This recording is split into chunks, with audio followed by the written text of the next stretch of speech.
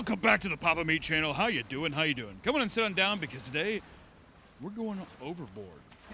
There's something so crazy about the idea of uncontacted tribes. There are many known to reside in places like the Amazon rainforest, as well as many other places of the world. People in these communities maintain their traditional way of life, living without the use of technology. And in fact, some tribes have survived for thousands of years on their own. There is, however, a darker side to this. Many people go out of their way to interfere with the lives of these tribespeople, and they get fucking burned, dude. Maybe literally. I know they get stabbed a lot or shot with arrows, you know? Uncontacted tribes are susceptible to all sorts of diseases, seeing as they've not benefited from modern medical advancements. Making contact with the outside world increases the likelihood of spreading disease outbreaks throughout their community, like influenza or measles. In some cases, these outbreaks have wiped out entire tribes. The tourists face harm as well, as it is common for these indigenous tribes to be protective of their land when faced with outsiders. And in many cases, people have been brutally tortured, murdered, and even cannibalized in an attempt to make contact with them. Without further ado, today we're going to be talking about some of the reasons why you don't contact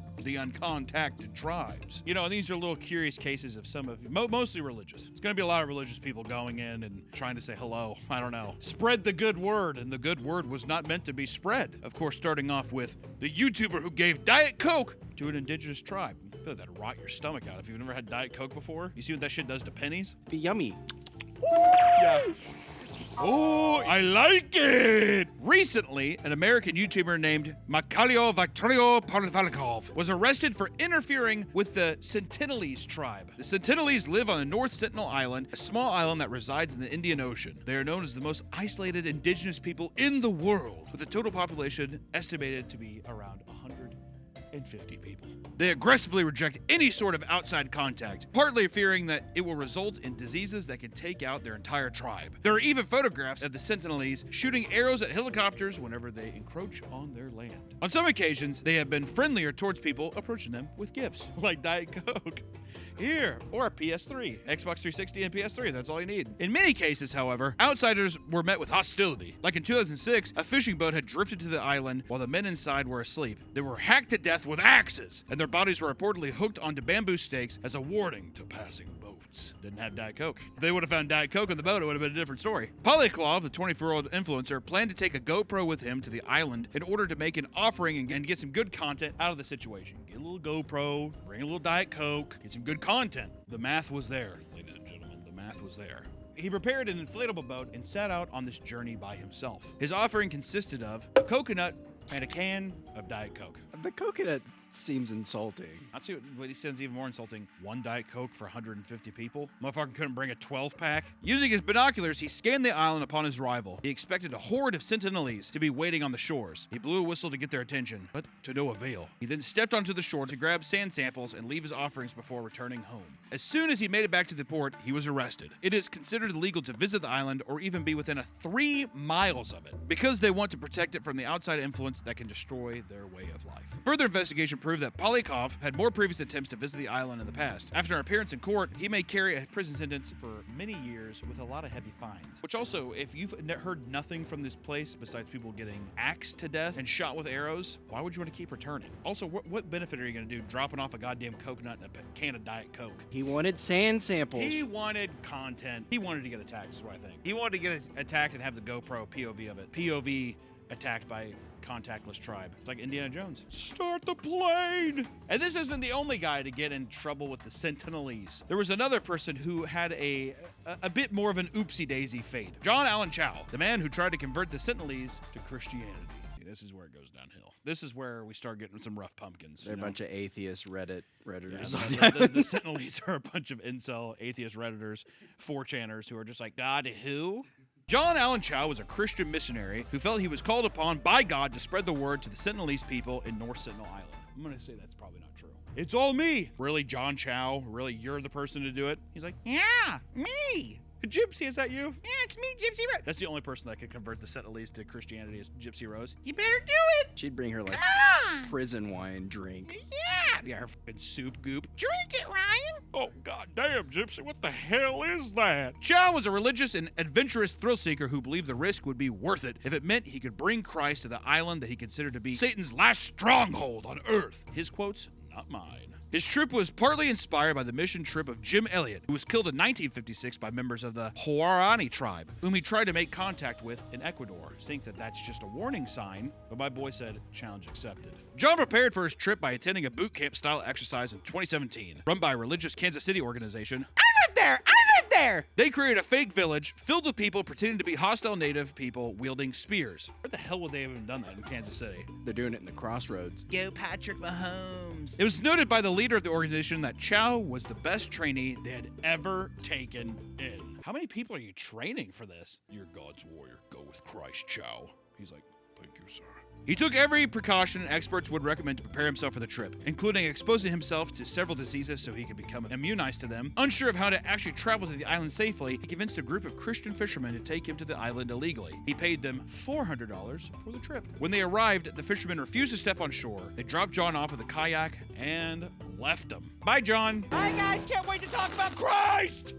Jesus! Before meeting the tribe, John stripped down to his underwear to make the Sentinelese more comfortable. He took the kayak to shore with some fish for gifts and shouted that he loved them and Jesus loved them too. However, this elicited a hostile reaction and he was shot at with arrows. He retreated, waiting things out a bit before returning to make another attempt. I like how they let it slide once. They're like, get the fuck out of here, man. He's like, okay. But I got some fishies. They shouted at him, so he attempted to mimic their words back. He even sang worship songs to them, but they just laughed at him. That's insulting, because what if they're like, get out of here? You get out of here. They're like, never had reverse psychology before.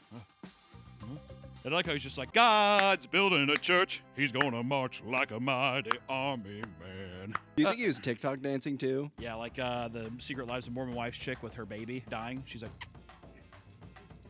gets into it? Maybe. Eventually, John was able to give them gifts, but a child shot him with an arrow as he attempted to preach gospel to them. He's like in their hut, whatever, and he's like, all right, so listen up, guys. You got the gifts. Let's talk about Jesus for a second, huh? He gives him one of these, and then a child's just like, he's like, ah! Fuck! Actually, what? He said, crackers! Cheese and crackers, guys, come on! Luckily, the arrow was blocked by his waterproof Bible, which he was holding up to his chest. God saved him. Oh, sir! His kayak was stolen from him. Oh, damn. Not the kayak! His kayak was stolen from him, so he was forced to swim back a full mile back to his fishing boat. As he pondered his next approach overnight, he journaled about his fear of death, claiming it would all be worth it to, quote, declare Jesus to these people. They gave him 2 attempts to just get the fuck out of here. I know. Yeah, you're pressing your luck pretty bad. At the same time, too, though, he's just like, listen, if you're going by the gambler's code, what is it? You're one gamble away from winning it all back, from taking home the house, huh? It's like the guy digging through the mines Yeah. to the, Classic to the meme. diamonds. But he probably thought to himself, too, there's a reason why they haven't strip scalped my ass, dude. He's like, I'm supposed to get in there and do it. They're playing hard to get. They're playing hard to get. The next day, he swam back to shore and approached the village on foot. This was the last time anyone ever saw Chow alive. His journal entry stopped from here. The fishermen watched from the boat as the tribesmen dragged John's lifeless body across the beach before burying him in sand. How did the people in Kansas City not prepare him for this? Your defense tactics are amazing, but at the same time, man, be persistent. Go with Christ, brother. How is there not a protocol? If it gets hairy and you're able to get out, just get out. Okay. You're God's favorite warrior, John. Really? I also run a Toyota dealership. You really are a messenger of God, aren't you, John? Picture this. You're home alone when suddenly the worst happens. You have no one to run to, no one to yell to. You're all alone.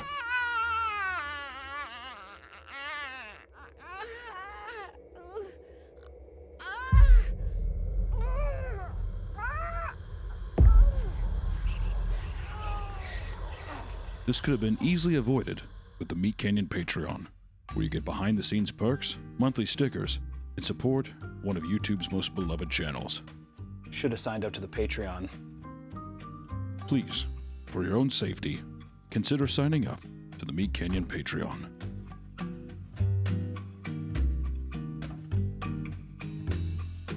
These stories can often lead to brutal deaths, all right? A lot of them are. We're going to be talking about a lot of brutal deaths, I'm supposed to tell you. But not just by the Sentinelese people, but by many other indigenous tribes. So let's talk about Michael C. Rockefeller and the Asmat tribe. A of New Guinea. Damn, that guy's, look at that smile. He's happy. I think that he knows. He's like, you have no idea how hard you're about to get 23-year-old Michael C. Rockefeller, son of New York Governor Nelson Rockefeller and future vice president, would actively visit indigenous tribes for the purpose of collecting artifacts. He'd bring them home to the Museum of Primitive Art, which was also founded by, guess what?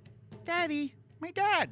Nelson. While sailing with his partner, waves crashed into their boat, causing it to overturn. His partner insisted they both stay put, as the waves would eventually subside so they could turn the boat back over. Rockefeller believed he could swim to shore for help, despite his partner pleading against the idea. Rockefeller tied floats to himself and swam 3 miles ashore, but was never seen again. His death was declared death by drowning in 1964, but further research and investigation had shown otherwise. A rumor floated around that he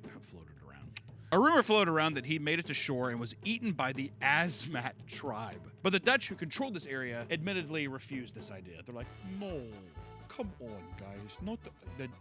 I never saw that before.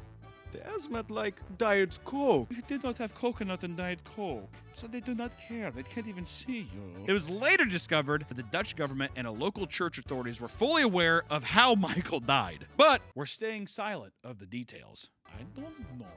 I could not tell you what happened. Okay, is that Dutch, right? Isn't that Dutch or is that Swedish? That's Swedish. Hey, we're just gonna go Swedish. I could not tell you what happened. That's like Italian now. Yeah, Mario. Yeah, that's Mario. All right, fine. He's Italian. I could not tell you what happened. Michael did not drown. He was tortured, beheaded, and eaten in ritualistic cannibal killing by the Asmats, a violent New Guinea tribe. Not peaceful. Some would say violent. You're just smearing them. Come on. Well, you know, I hate to be that guy, but cannibalistic eatings, beating them, torturing them, all that stuff. I'm gonna say that they have a violent tendency. To be fair, he stepped on the turf. Gonna get burned, dude. He almost approached safety when a flotilla of 40 canoes with 50+ men had gathered nearby. That's terrifying. You're just swimming for your life. Well, you're like swimming up, whatever. You like get on shore, and you're like. They spotted him, and an Asmat tribesman drove a spear into his side. He's like, hey, how's it going? He's like trying to pull the Diet Coke out of his jeans. He was cut from his anus to his neck, down the side of his trunk to the armpit, across the collarbone to the throat, and down the other side in the ancestral ritual to butcher a man. Cut from his asshole up to his neck, wrap around. From here, an axe was used to break his ribs. All of his legs were cut off, and his sternum was ripped out before they removed his entrails. He was still alive. I'm kidding, can you imagine? He was scalped, and his head was cooked and cut across the face from a nose to the nape of his neck. A hole was made in the skull where they dumped his brains out into a palm leaf. I made a nice bread out of it.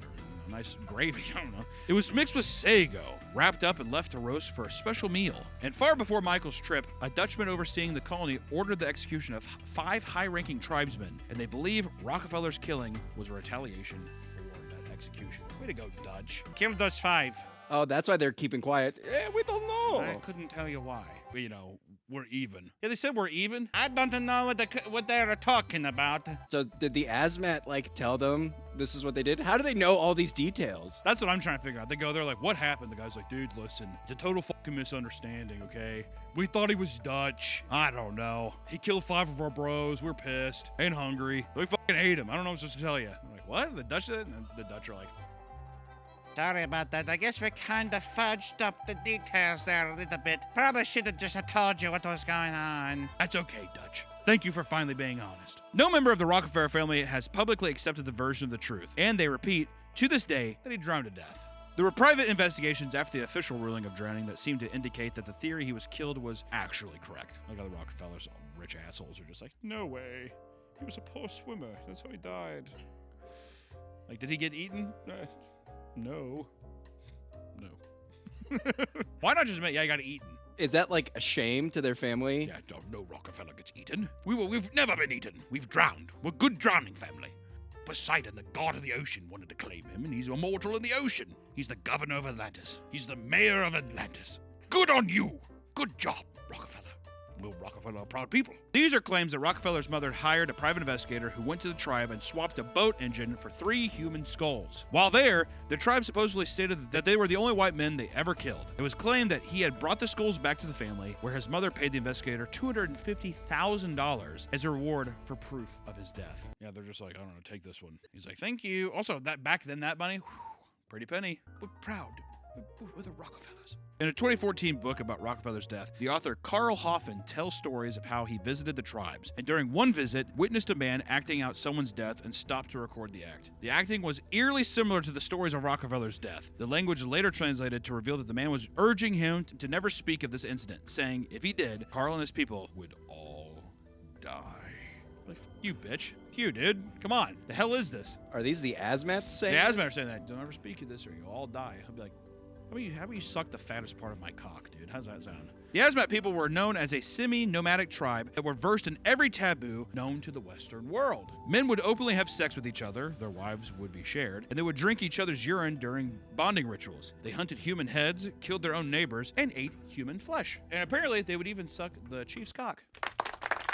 I like how that's like the end point. By the way, they sucked the chief's cock. I'd love to be the chief of that village. Come on in.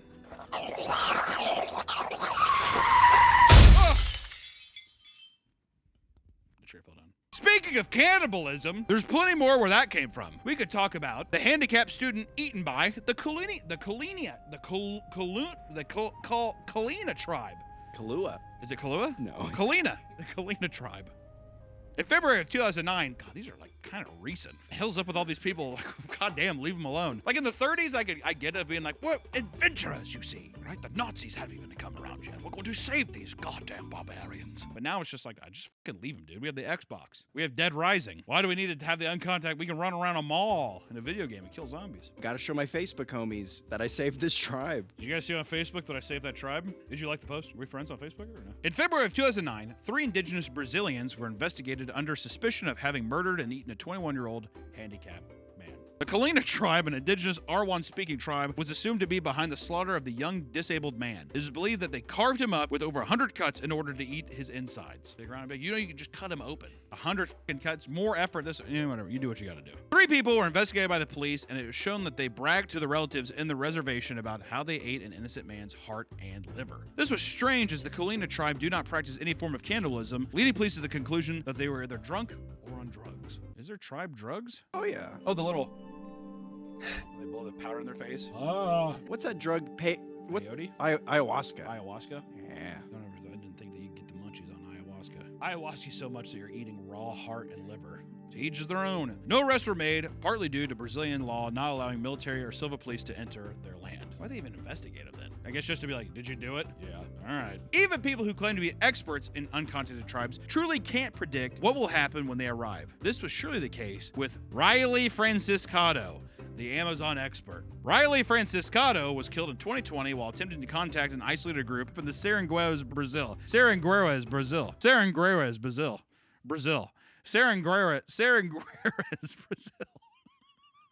Having a stroke. I'm just going to say Dayton, Ohio. Local ranchers and loggers had targeted the area's wood burning and chopping down protected land for its resources. And in the process, an isolated group had been sighted, urging the Brazilian Indigenous Affairs Agency to investigate. The 56-year-old team coordinator was killed by an arrow in the chest at the border of the Uru-Iwa'u tribe's territory. Is that how it's said or what? That's pretty close. Whatever, dude. I'm just going to... You put it up on the screen. I'm almost positive. Uru-Iwa'u tribes. Dayton, Ohio territory. Reporters say he pulled the arrow out and ran 50 meters before falling. Riley may not have been a missionary, but his intentions were to save the people by preserving their territory and empowering them with resources despite what was being taken from them. I like how he's just like, I was just trying to fucking help, dude. Poor Riley. And in many of these cases, the people that set out on these voyages simply disappear, with very little details on how they met their fate. One of the earliest examples of a high-profile case of someone dying at the hands of an uncontacted tribe was the story of Percy Fawcett. Did I get that name right? You got it right. Yep. Okay. My boy Percy Fawcett was a South American explorer, geographer, cartographer, and archaeologist. He's Indiana Jones. Is he not? It's Indiana Jones. That is Indiana Jones. His explorations gained him immense fame, and he was even awarded a prestigious medal from the Royal Geographical Society. That doesn't sound too cool. There you go. Awesome. Yeah, it's not the Game Awards. It's not an Oscar. Those are the real awards that matter. His many expeditions had slowly put the theory into his head that there is such thing as a lost city in the Amazon rainforest, something akin to the fabled city of El Dorado, which is their gold. It's all gold. There's a cartoon of it too. A chick with chick in the movie. Chell. Yeah. You know they f***ed off camera. Eiffel towering with the guys.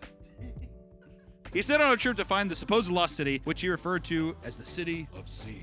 It's kind of sick. This would not be his first expedition into the area, as previous trips were plagued with exhaustion, sickness, and terrible weather. His son Jack and his friend Riley, two men that shared Percy's obsession with the city of Z, would accompany him on his most recent endeavor. Percy kept moving at all costs, to the point that his son and his friend had to camp alone for a night because Percy was moving at such a breakneck pace. God, why don't you fucking calm down, Percy? I want to get there before you guys. Together, they trekked through the dense forest, going through unmapped areas populated by hostile native tribes. Percy kept moving at all costs, though, to the point that his son and his friend had to camp alone for a night. Dad, I can't! My foot's stuck! All three of the men disappeared, never returning home.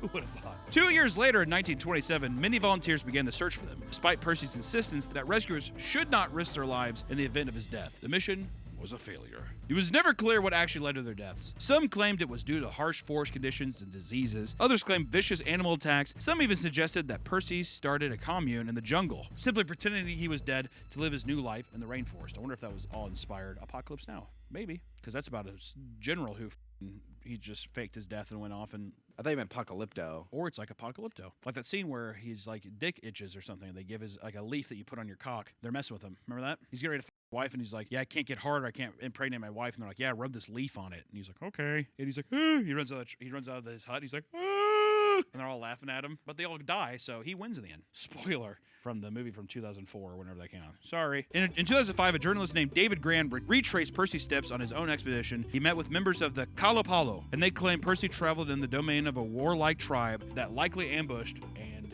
murdered him. Now listen, guys. Here's what I gotta say. One, if it's an uncontacted tribe, don't contact them. What do all these people have in common? Sticking their noses in other people's business that shouldn't be there. I think uncontacted tribes also goes to your neighbor. What?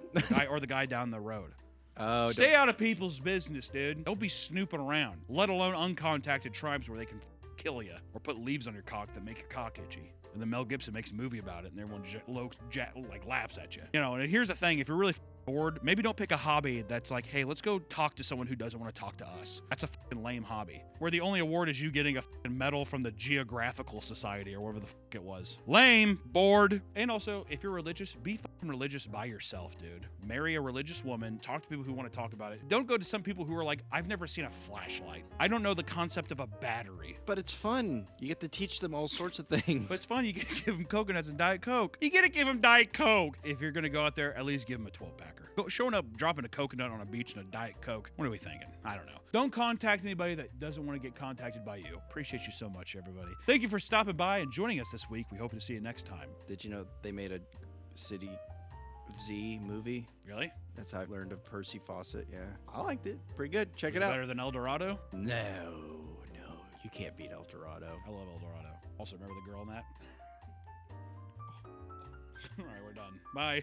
You gotta do it. Somebody's gotta do it. Jimmy, you gotta do it, bro. I can't do this. Alright, what do I do? You gotta club him.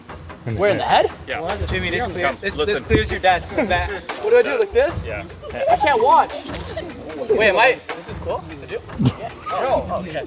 Come on, let's Jimmy, step talk. up, bro. More action. I got this. I got this. I got this. I got this. I got this. I got this. I got this. Go. No, I can't